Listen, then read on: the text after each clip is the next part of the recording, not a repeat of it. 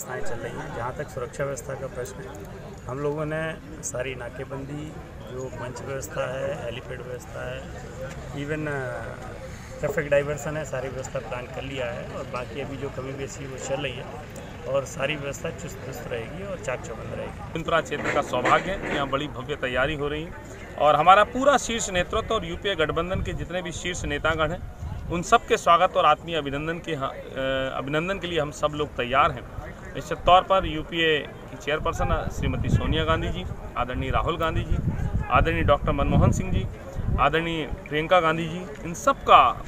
यहाँ पर हम स्वागत कर रहे हैं। कांग्रेस का जो वनवास था, 14 साल का 15 साल का वनवास कहीं ना कहीं समाप्त हुआ है और वनवास की समाप्ति पर जिस प्रकार से अयोध्या में उत्सव मना था, वो उत्सव भोपाल के इस जम्बूरी मैदान में मनने जा रहा है।